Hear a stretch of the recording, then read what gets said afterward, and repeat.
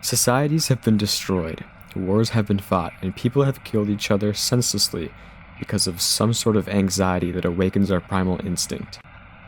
Some of the worst in human tragedies have happened because people were scared, and other people took advantage of that fear to gain power. But it can be pretty entertaining if pulled off correctly. How do I do that again? I can't quite remember.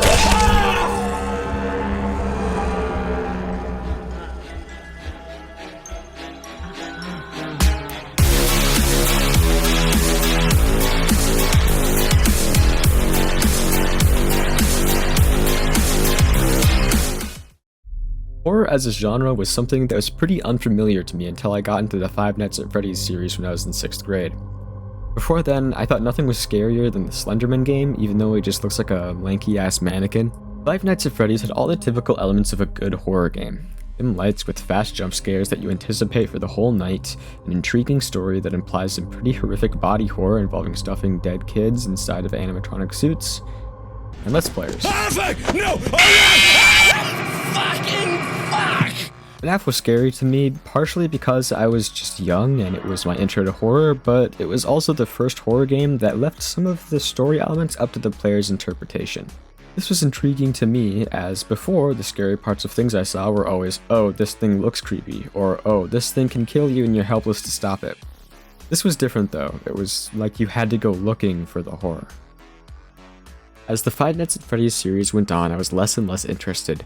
The more stuff was explained through lore and the more complicated and convoluted the story became, it was so much less fun to think about.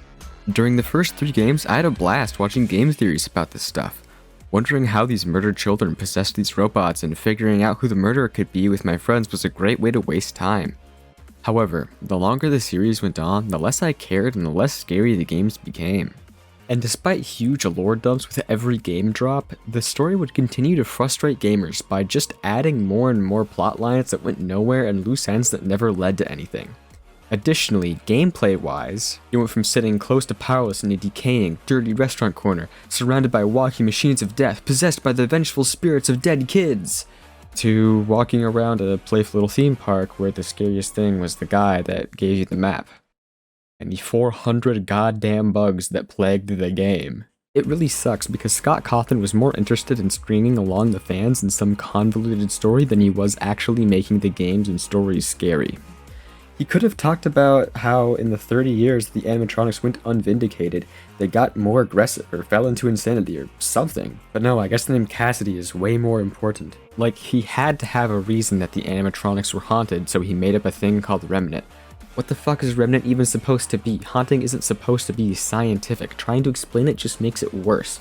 And you're just telling me Michael Afton had no organs left and he was walking around just fine? He was just purple? Awesome. So cool. It's the lack of consistency in the story that really bugs me. Like, the haunting of animatronics had to have some sort of scientific twist to make it more realistic, but if people can die like 2 or 3 times in this series and be fine somehow, like, either lean in and make it all explained with rigid rules and no mystery, or have it all magical bullshit with no consistency, but don't do both at the same time. This is why I say, while it started out more than promising, Five Nights at Freddy's failed to be effective horror after stripping away the premises that made it so cool in the beginning. That being 1, lack of control, 2, a cool, uncomfortable setting, and 3, a mysterious story.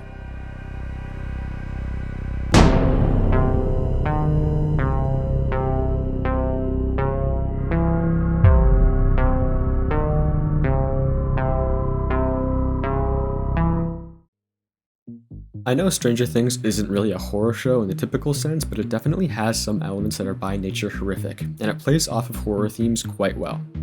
Each season has the big bad guy as some sort of horror trope villain, first with the slasher-like Demogorgon, then the Lovecraftian Mind Flayer, then the body horror version of the Mind Flayer in Season 3, with its hive mind of possessed clones, and finally the psychological horror monster that is Vecna. While I maintain the opinion that Stranger Things is still a good show and uses a lot of horror tropes quite effectively, it suffers from a similar fate to Five Nights at Freddy's when it comes to keeping quiet on the mysteries. Seasons 1 and 3 were probably my favorite 2 seasons of the show because it kept the Upside Down, the alternate dark dimension of Earth, a mystery. Season 2 also did this to a good degree, but else plot development was... Anyway. Like, yes, they knew the Upside Down existed, yes, they traversed it and knew its danger, but it was still a separate, unknowable entity with unknown motives and incomprehensible rules. That's what made it so cool. That's also what made the antagonists so cool. They were just evil. Were they trying to take over the world? Were they trying to feed off of Hawkins? Nobody knew, and that added to the existential dread that the show did such a good job building up.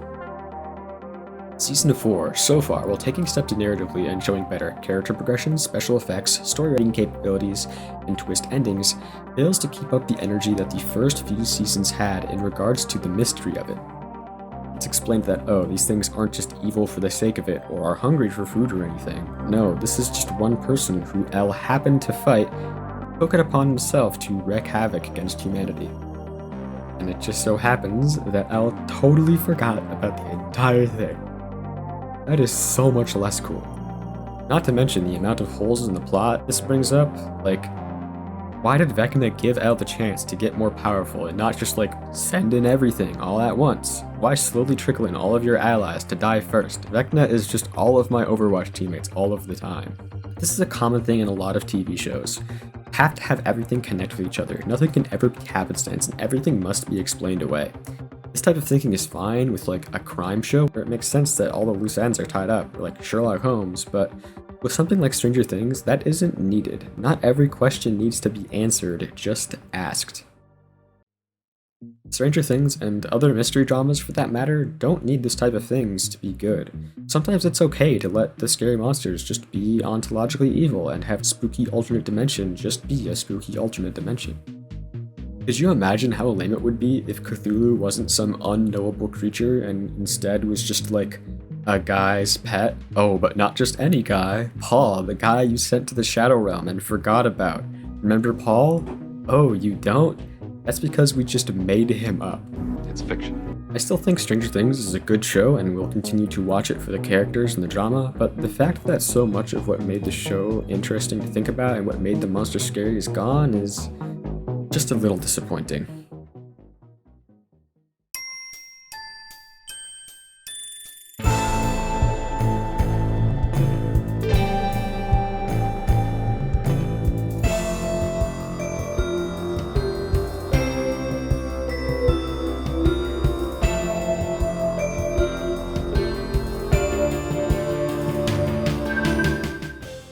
Looking at the story aspects alone, if there was ever a video game equivalent to Stranger Things, it would be Night in the Woods. Both have a group of young people trying to solve the mystery of an eldritch horror to save their small town, but where I believe Stranger Things falls short, Night in the Woods succeeds. Some people say the later seasons of Stranger Things suffer from more one-dimensional characters despite the time allowed for each character to show growth. Night in the Woods is entirely self-contained in two 12-ish hour playthroughs and has some of the best characters I've played as. Personally, I attribute this to Stranger Things' addiction to adding more characters rather than fleshing out the established ones, but I digress. Stranger Things' plot twist trades some of the mystery in for Elle's, Max's, and Lucas's character development, but this also means it takes away from the horror in order to further the story. Night in the Woods uses the mystery and its plot twist in a way that humanizes the characters and, despite the supernatural circumstances, makes the characters feel more real. When some fucked up shit happens to the Stranger Things cast, they're like, oh no, a monster of unfathomable powers coming to get us, and the United States military wants our friend dead. Let's arm ourselves because we're the good guys and have plot armor. Whereas, in Night in the Woods, the cast is like, did we just kill all those cultists that were killing people? Oh god. Oh god. I'm not going to think about that, because I don't know how to actually process that information, because I'm written like a person and not a character. But enough about why Night in the Woods is great. I kinda already made a video about that. You should go watch that one, by the way. Let's get into what makes the horror good. The thing about Night in the Woods is that it leaves plausible deniability. You never see Ede explicitly phase through the fence or fly up the elevator shaft. Maybe he's just strong and nimble. Maybe he hid at the bottom of the elevator or found his own way up. The light flickers when it happens, so we can't really be sure. The cult says that the sacrifices work, but in the game, there are said to be toxic fumes in the mine shaft that can influence your perception. Is this one of those cases? The game never explicitly says what the right answer is, and there is good evidence on both sides. This is effective use of mystery, making the game fun to talk about while providing enough evidence for multiple outcomes. It also does the whole existential dread thing very well. You as a group have to overcome the odds of defeating a cult who knows who you are and you don't know who they are. You as May have to overcome both May's debilitating dissociative disorder and the black goat that has some sort of astral connection to you. In other words, it leaves the player feeling somewhat helpless given the circumstances. You know, the thing that the other game got right in terms of making the player feel uneasy. So despite Night in the Woods not being a horror game,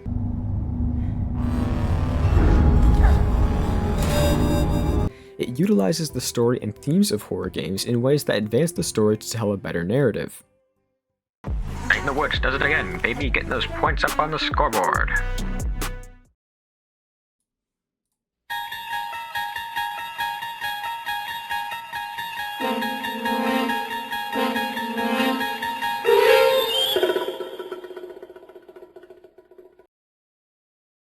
You can't talk about good, mysterious media representation without talking about the Twilight Zone. And for people who didn't have to watch the Twilight Zone episodes in English class in middle school, the Twilight Zone was an episodic TV show that dealt with different hypotheticals in a sci-fi horror setting. It dealt a lot with the feelings of hopelessness and existential dread that come with losing your friends, losing yourself, and losing your head. Since every episode is varied wildly, I'll look at a few episodes that fall into those categories and explain what it does right. First off, we have...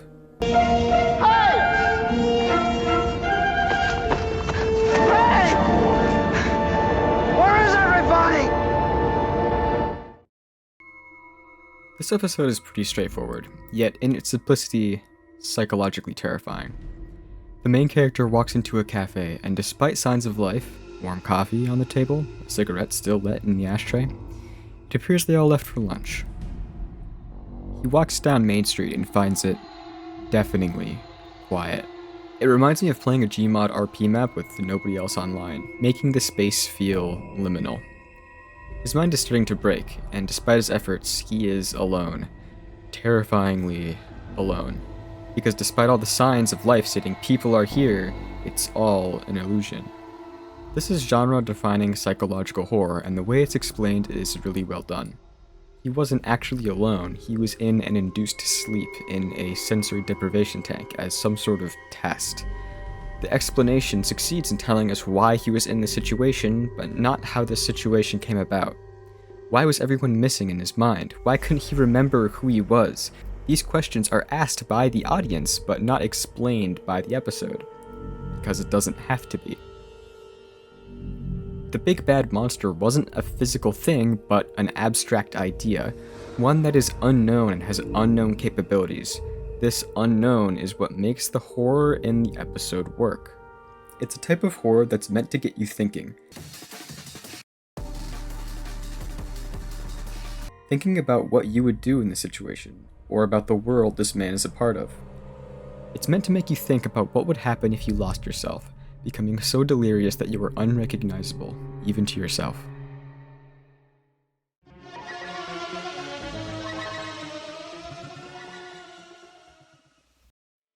The Monsters Are Due on Maple Street follows a small town and their descent into insanity. It also follows the human mind, but this time deals with how trust can break if an instigating factor can rouse suspicion. The story starts with news of a UFO sighting, and at the impromptu meeting, one of the teens says that in a comic book he's reading, aliens can steal the bodies of their victims. While initially ignored, the idea festers in the mind of the populace, and accusations soon emerge, with the climax seeing the town in total chaos, gunfire, bricks thrown through buildings, and screaming. While it's hinted at throughout the whole episode that there were no aliens to begin with, and the episode's themes were more of a presentation of the human mind than anything else, it is revealed that the aliens did in fact exist. However, it wasn't in the way that the town thought they would appear. The aliens' real plans revolved around this mistrust in humans. Show them something in the sky, cut the power, and let them do the rest. The big bad guy they were fighting was still themselves though, with the human mind being the focal point of the episode. The aliens had a very minor part to play here, they didn't directly do anything. The mystery part of the horror is at play the entire episode, with the aliens being unclear until the very end. Even though the aliens part is answered, it still raises some questions, such as, would my community act the same way? Or how would I prove I'm not the alien? Or questions about the story, like if these aliens are smart enough to get us to kill each other, what about our real enemies? This is 100% just like Cold War propaganda, by the way. I mean, it's popular media during the Cold War, what are you gonna do? There's a lot in here about mob psychology, not wanting to be the one with all the heat. The quickest way to avoid it is getting the blame on someone else.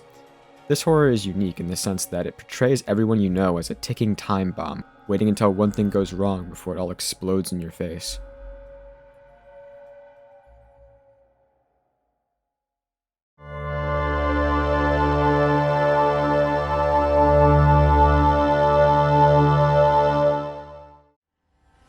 Oh boy, this infamous episode has scared many a child in its time on air.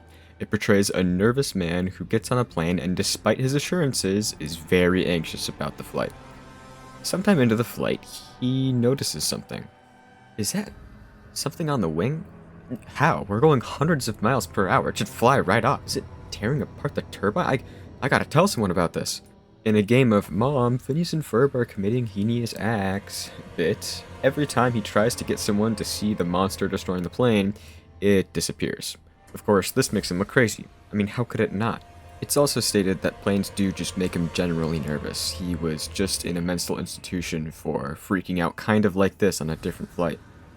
But he keeps seeing it. And he keeps seeing it. And he keeps seeing it, driving him eventually to steal a gun to take matters into his own hands. This causes the plane to make an emergency landing, ending the flight prematurely. As the camera fades at the end of the episode, though, you see a busted up turbine. This is also an interesting delve into the human psyche. Do you just accept that you're seeing things? Do you sacrifice your integrity if it means you can save others? The threat of the plane monster is real to you, but describing that to anyone will make you seem clinically insane. However, ignoring it will lead to your plane crashing. It's a balance of an absurd situation with dire consequences. The uncontrollable threat of the monster makes the viewer feel helpless in a set of theatrical irony. The unknown of the monster's existence plays a big part in the suspense of the story, and the ending showing that the monster was real only raises more questions than answers. What are the capabilities of this thing? What are its motives? If these things are out there, what else is? I remain a critic of paranormal media that needs all of its questions answered, and I remain even more of a critic of media that has really lame explanations for all their paranormal happenings. I take issue with stuff like FNAF, that has a really solid base for a story and strips away at it until the story is so convoluted that game theory is literally still making videos about it. Final theory my ass, Matt Pat. As I hoped to have argued here, you don't need every detail accounted for, every loose end connected. You just need a coherent enough story and theme to keep the viewer or player engaged. Mystery and the fear that comes with it can create fandoms, keep people talking about your work long after it's ended. Having your own interpretation is half the fun with some of this stuff. Which is why I hit a secret message. Nah, I'm just fucking with you. Thank you for watching. And after a few days, I finished the game for a second time, and I decided after the credits rolled that it was my favorite game. And here's why.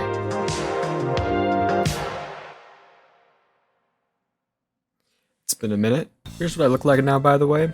I recorded the video that you just saw in the summer of like 2021, so some time has passed since I last showed what I looked like. Anyways, 100 subs. My Night in the Woods video got a lot bigger than I thought it would. I only had about 40 subscribers at the time, so I thought I would get like 300 to 400 views max, but the algorithm really liked showing it to people, so here we are. I'm glad I'm getting this 100 sub special out. Hopefully it'll come at a time where my Night in the Woods video didn't randomly blow up and give me an influx of new viewers. Otherwise, I would have way over that amount. Uh-oh. For real though, thanks everyone for your supportive comments and for watching my Night in the Woods video. I put a lot of work into it, and I'm glad you all liked it as much as you did. More videos are planned and are coming soon. Hopefully. Anyways, thanks for watching, like and subscribe and all that good stuff. I'm going too fast currently, and someone better stop me before I break the sound barrier. See ya.